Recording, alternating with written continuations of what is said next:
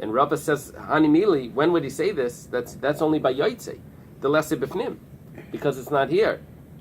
Aval chisaron the isa bifnim, mahane la'aktara. But this that got lost, which it could be that it's still inside.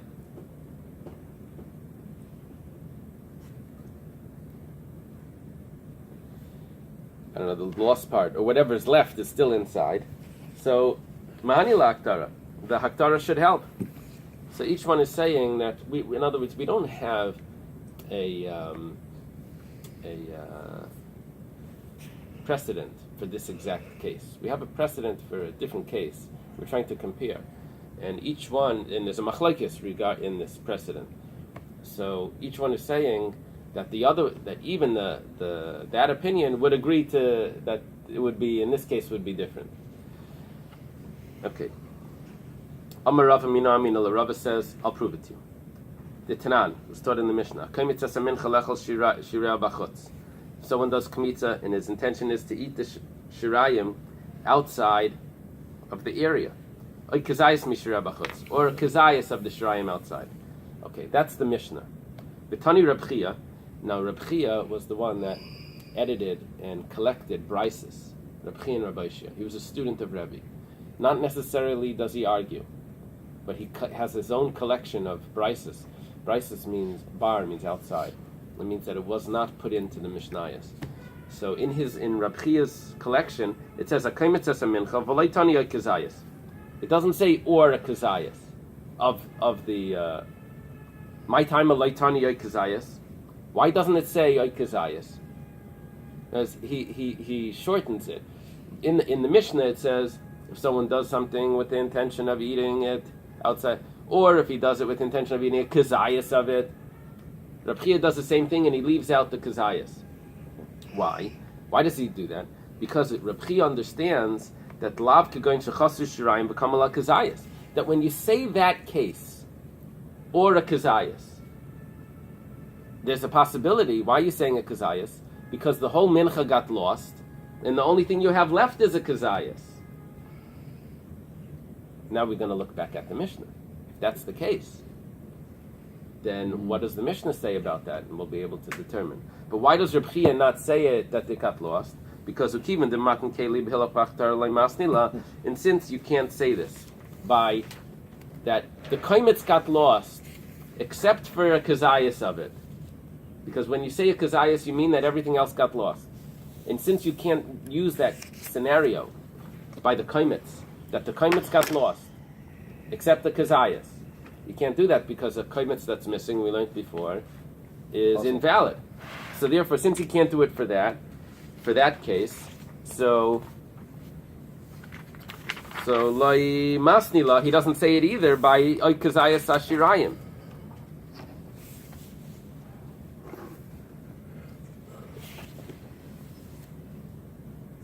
He doesn't say it by a kazayas of the shirayim either, because he can't say it. It can't be. You lose the symmetry. So therefore, the kmitza nami lechol shirayim leitani ay kazayas.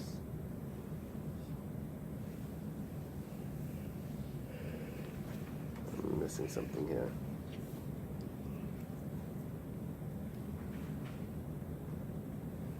Ay kazayas b'shirayim nami leitani ay kazayas.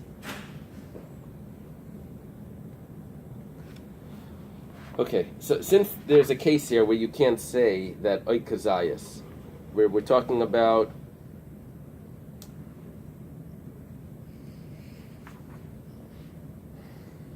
the first case was that at the end of the Mishnah, it says that if you put it into the vessel and you go and you offer it, it doesn't say a kazayas on the shirayim.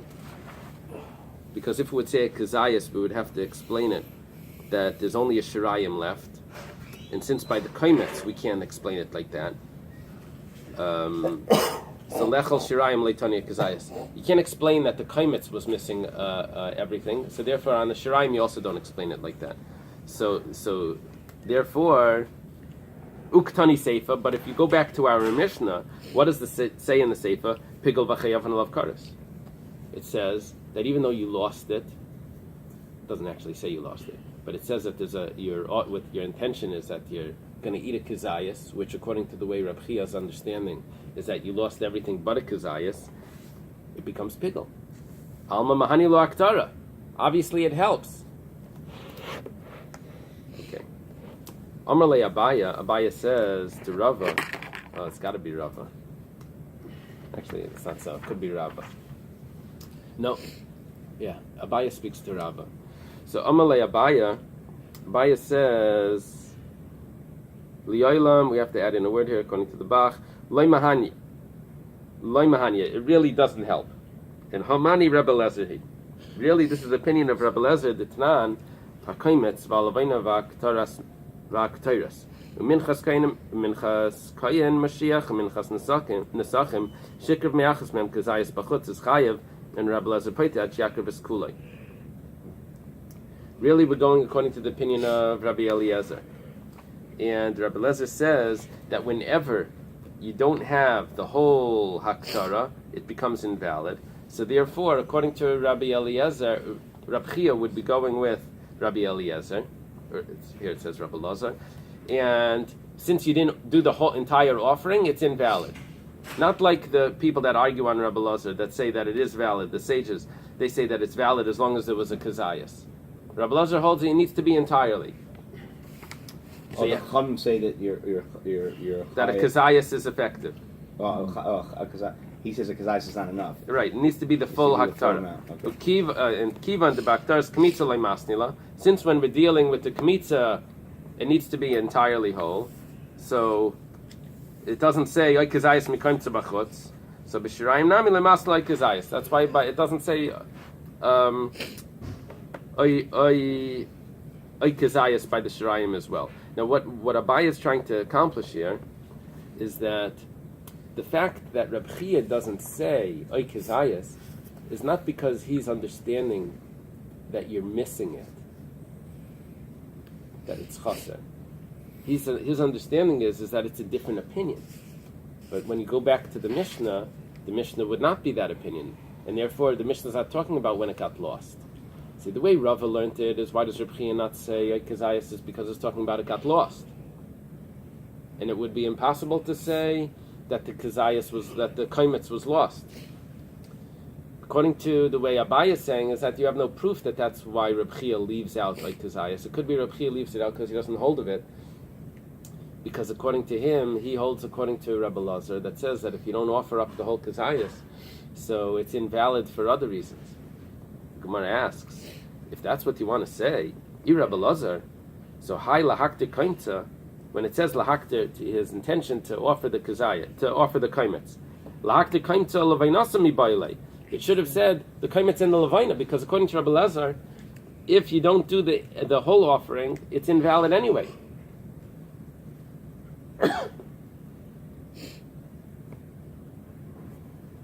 The Tanan, as it was taught, and Rabbi Eliezer Paiter. Rabbi Eliezer says that if you're obligated to offer the kaimetz and the levaina, and you only do one of them, and you do it outside the temple, which that's a prohibition, you can't offer it outside the temple. But if you do one of them, then Rabbi Eliezer says that you're pater, because in order to violate this rule, you need to do both. Oh. And if that's the case, so why in our Mishnah is he saying with intention of offering the kaimetz it should have said, or really we're asking in Reb Chia.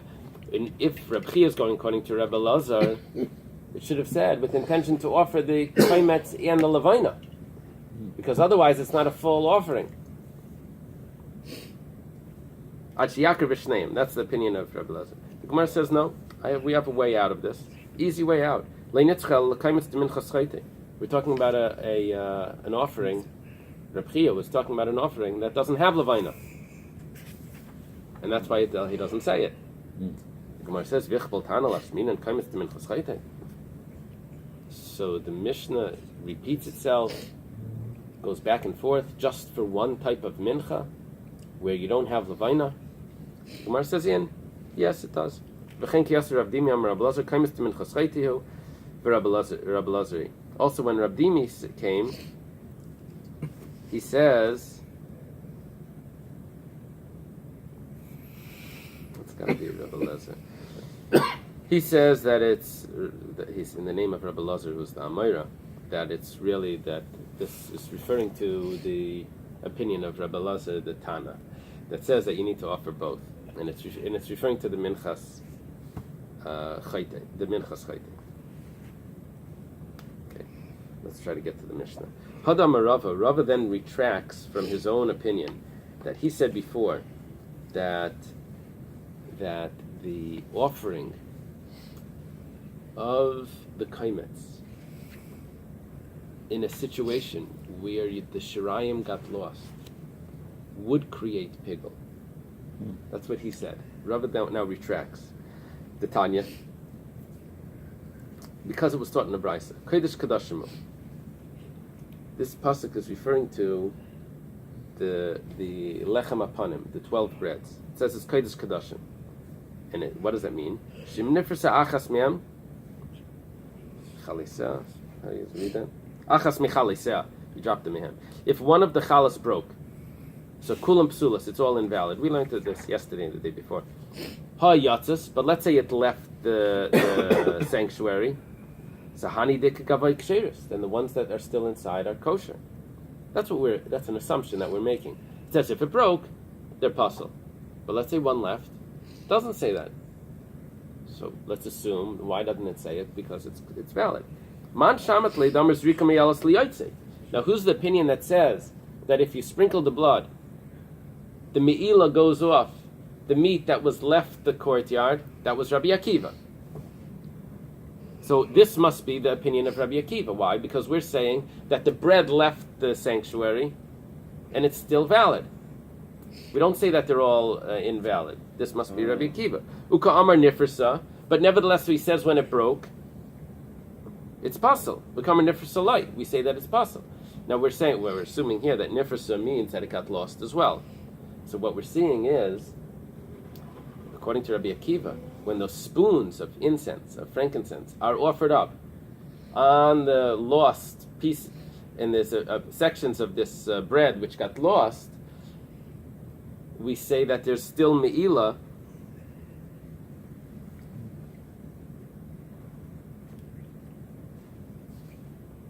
We say that there's still me'ila on this bread, which would mean that the offering up of the kaimetz would not make the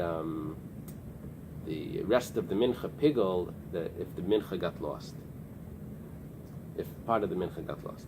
So Amalei Abaya takes the other side as well. Miktani hayatzis. Does that Mishnah say that if it broke, it's pasul, but if it went out, it's going to be valid? Dilma, maybe you're making a wrong diuk. Maybe it's coming to tell you that yes, if it broke, it's pasul, but if something else happens, it won't be pasul. What is that other thing that's less serious? Dilma hanitmis, hanach ksheris. Maybe if one of them becomes tamei, the rest are still valid. Now, why would that be okay? Because my taima, the meratzitzitz, because we have a rule that the Kohen Gadol wore this plate on his forehead, that's an atonement for things that become tamei and were not known about, or if it was brought anyway. Aval yatzis, but something that left the temple or left the sanctuary in this case, loy, it would not be valid. We said before, we said that actually the loy would mean that it would be the aval yatzis. We would not say this, and it would be valid.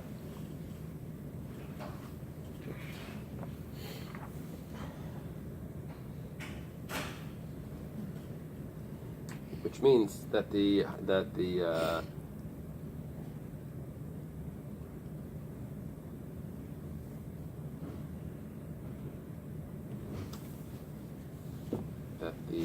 offering of the incense would help if the bread became tamei. But we would not say that if the bread left, which would mean that that's not the opinion of Rabbi Akiva. Why? Because according to Rabbi Akiva, when something leaves the place and the blood is sprinkled or something is offered, it does make it valid. For Rabbi Lezer here, and it would be the opinion of Rabbi Lezer, Damrein Zrika Mayalas Liyotzi. Ubedinu Dibayle Lemisni Namiyatis, and therefore broke or lost and left the temple is exactly the same. V'haidiktani nifrasa, and this that it only used the example of broke, Hakamash Mulan is coming to teach us. Dafilu nifrasa, even though it broke the Isa Bifnim, that it's still inside. Leimahani la'aktara, still doesn't help the offering. Aval Rabbi Akiva, however, according to it, because this is Rabbi Lezer's opinion, but according to Rabbi Akiva, Dalmar Zrika Mayalas Liyotze, who does say that when it leaves the courtyard and the blood is sprinkled, it's still valid. So he would say also, Afilu Chisaran Nami Mahani la'aktara, even if it's lost, it would still help. And therefore, it would come out, according to Abaya, that if it's offered, it would still possible to make pigul, even though you can't eat the remnants, and it's still missing. Okay. This is a rather difficult piece. Very difficult. Yeah. Okay, have a good day.